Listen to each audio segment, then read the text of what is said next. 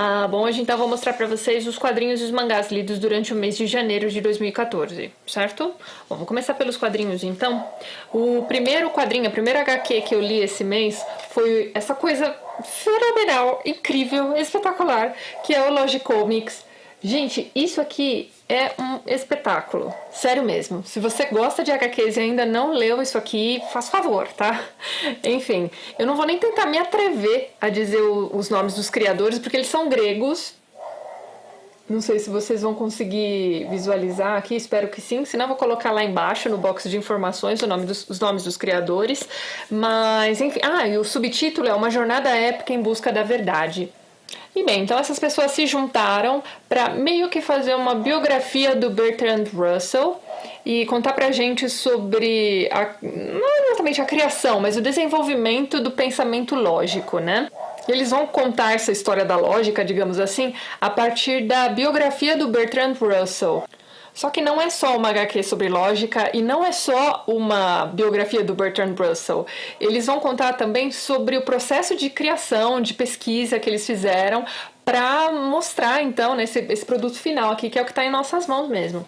Então, a história começa com os criadores mesmo dos quadrinhos, entrando em contato com um especialista em computação, né, em análise de sistemas, né, digamos assim, e contando para esse personagem novo aqui na história, né, esse cara que vai entrar aqui pro time, contando para ele sobre a pesquisa que eles fizeram até então e o que eles pretendem fazer, né, enfim, o que eles pretendem com essa HQ aqui. E assim, a gente fica sabendo sobre o processo de criação dessa HQ não só através desses diálogos com esse personagem novo, né, esse cara aí da computação. Eles interagem com a gente também. Existem alguns quadrinhos aqui, em alguns momentos, né, em que os personagens se viram pra gente e dão informações diretamente pro leitor. É muito bacana mesmo. Você se sente, assim, parte do processo de criação também, sabe? É muito bacana mesmo. E aí tá, como é que eles vão começar a contar essa história do Bertrand Russell? A história da HQ mesmo se inicia em 1939, né? Estamos lá no início da Segunda Guerra Mundial. E o Bertrand Russell vai dar uma palestra numa universidade X e os alunos estão do lado de fora, né? Os estudantes, fazendo uma manifestação contra a guerra e tal, e eles querem a presença, né? Eles pedem a presença desse, né, do Bertrand Russell, que era um cara renomado na época e conhecido também por ter, né, opiniões bem fortes e tal, e de já ter participado de outras manifestações do tipo anteriormente, né? E aí ele diz o seguinte, não, mas olha só, entrem aqui, né, vamos conversar, assistam aí a palestra também, vocês vão entender.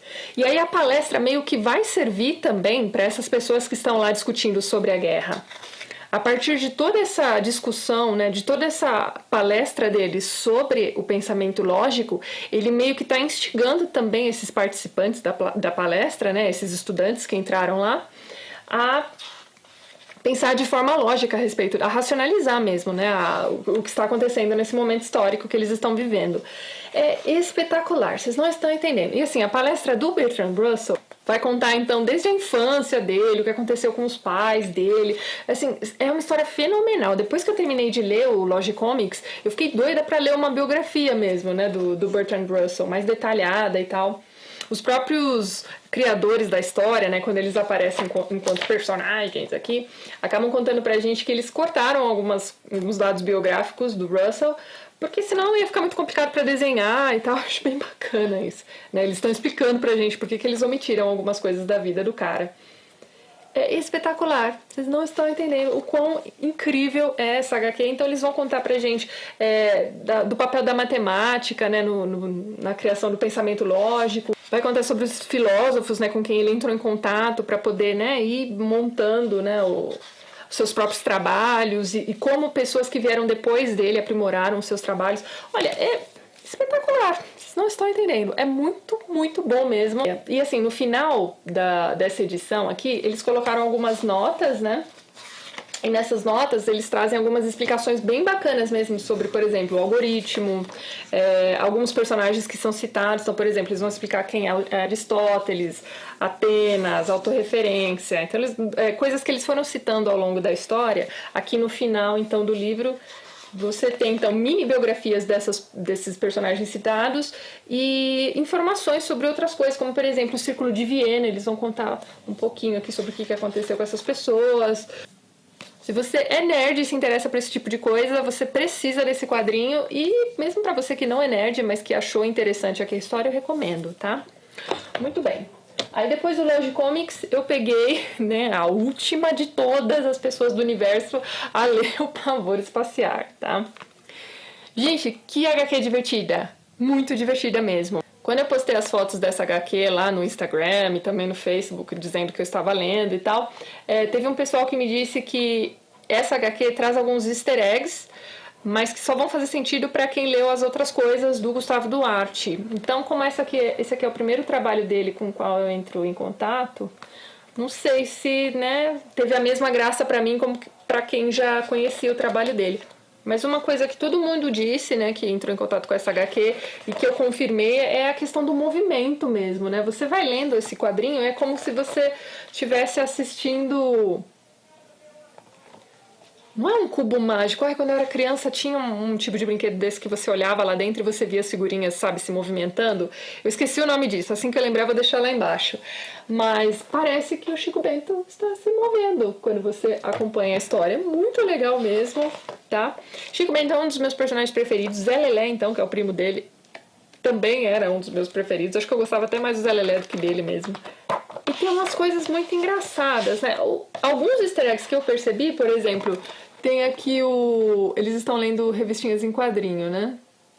Aqui não sei se vai dar pra vocês verem, mas eles estão lendo uma revistinha do Will Eisner, né? Que é o Spirit. Tem uma do Charlie Brown aqui também. Muito legal. E tem uma intervenção aqui que eu achei muito engraçado. Mas eu não sei se eu entendi por quê. Ou não sei nem se tem por quê. Mas olha só, ele colocou o Michael Jackson aqui no meio da história. Enfim, divertidíssimo, me diverti muito. Assim, o que o Laços tem de emocionante, de fofo e etc, esse aqui tem de engraçadinho e divertido, gente. Muito bom mesmo, recomendo também. Aí, já que eu tava lendo coisas bacanas e divertidas, eu resolvi voltar a ler Sweet Tooth.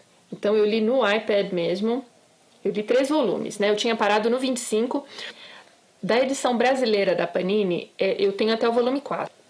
E o volume 4 brasileiro termina no volume 25. Então eu li o 26, não sei se vai dar pra vocês verem. Ops, essa aqui é a capa do 26, a 27 e eu li a 28 também.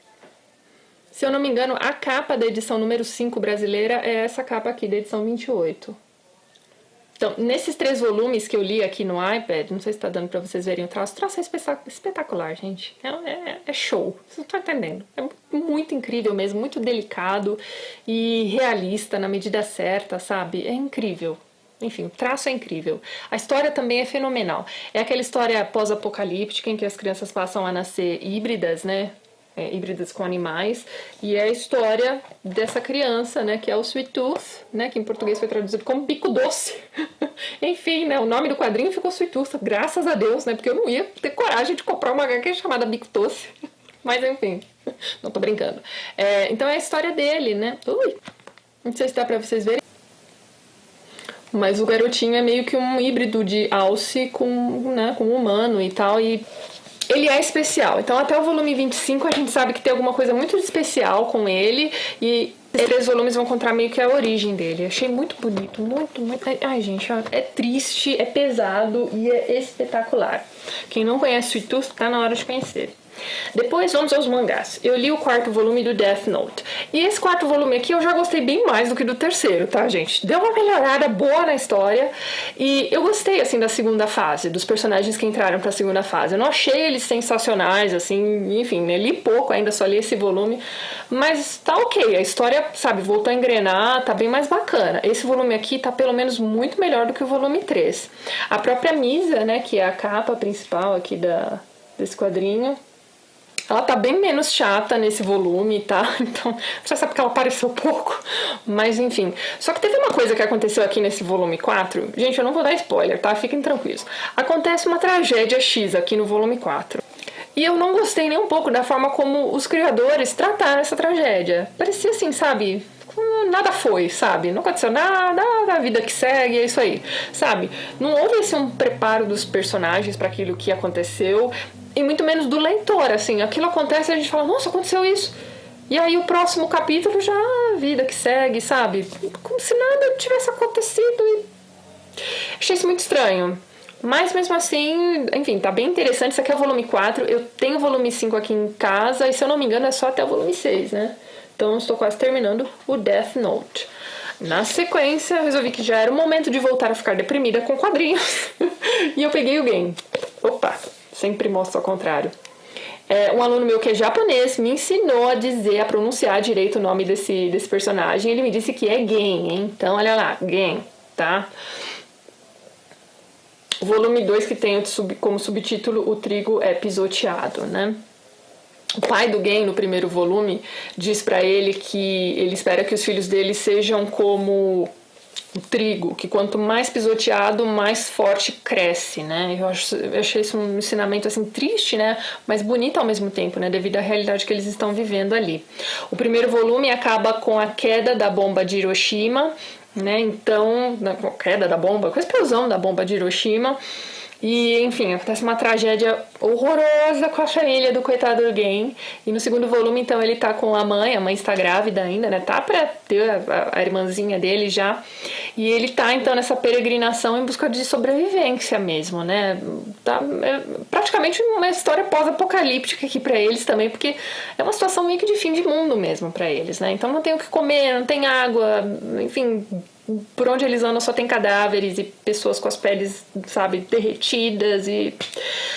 É terrível, gente, terrível. Mas, assim, realista também, é uma chacoalhada em quem nunca tinha prestado atenção nessa parte da história do Japão. E como eu, por exemplo, né? E ao mesmo tempo é muito bonito, é muito delicado, mas é revoltante também. Tem um momento aqui que eles vão procurar abrigo na casa de uma amiga da mãe do Gen e eles são super maltratados, assim, sabe? Naquela casa eu fiquei tão, assim, será que nem no momento de guerra o ser humano é capaz de mostrar, sabe, solidariedade? E aí eu me peguei pensando que é mais ou menos isso aí mesmo que acontece. Lógico que isso não é generalizado, né? Enfim, mas ele vai mostrar esse lado, né, do povo que, né, mesmo com a guerra ali batendo no nariz deles, estavam lá pensando somente em si mesmos. E, enfim, sei lá quando que eu vou ter coragem para pegar o volume 3, mas até o volume 6 aqui em casa eu vou continuar lendo, assim. É espetacular, gente, mas é triste. Se prepare, tá? Eu recomendo, mas vai com calma, tá? Enfim. Depois eu resolvi pegar uma coisa light, bobinha, pra me divertir. Então eu peguei o Lovina, volume 2 que eu já tinha aqui em casa. E aí é isso, né? O garoto, que agora é o gerente do pensionato, continua prestando a FUVEST lá do Japão, né? Ele quer de qualquer jeito passar nessa Todai, só que a pontuação dele é super baixa e tal, e ele foi pra essa pensão inata, né? Que era uma pensão da avó dele, pra, né, conseguir, assim, momentos de solidão e silêncio para poder estudar, e não é bem isso que acontece, né? Quando ele chega lá, tem todas essas gatinhas aqui ao redor dele, só que as meninas meio que acabam ajudando ele de certa forma, atrapalhando de outra, mas enfim. Então, nesse segundo volume aqui, ele tá prestando vestibular de novo, passou na primeira fase. Então agora não sei o que vai acontecer. Muito bem. É divertido, gente, é engraçadinho. Tô gostando do Lovina. E pra fechar o mês eu li então o segundo volume do Naruto e assim, eu tô gostando do Naruto. Mas assim, eu fiquei mal acostumada com One Piece. Então eu acho One Piece a coisa mais divertida, mais bem criada, mais fenomenal da face da Terra. Eu não sei se eu posso dizer que o One Piece é mais ou menos o mesmo gênero aqui do Naruto, mas pra mim, pelo menos que sou leiga e que tô lendo mangás agora, eu não sei, eu consegui fazer uma ponte aqui entre os dois. E eu prefiro o One Piece. Mas o Naruto tá divertido também. Esse garoto que tá aí nesse curso pra se tornar o grande ninja e... Enfim, eu já falei sobre o início da história no vídeo anterior. Vou deixar o link lá embaixo. E aqui eles estão, né? Ele e a turminha dele, né? Ele e esses dois amiguinhos dele aqui estão, né? Lutando por suas vidas e tal. E tentando proteger uma pessoa X, que eu não vou dizer quem é. Mas essa coisa deles precisarem lutar pela sobrevivência e etc. me lembrou, de certa forma, Hunger Games. Eu não sei nem explicar por que eu lembrei de Hunger Games lendo Naruto, mas eu lembrei. Vocês também tiveram esse momento Hunger Games lendo Naruto ou não? Nada a ver.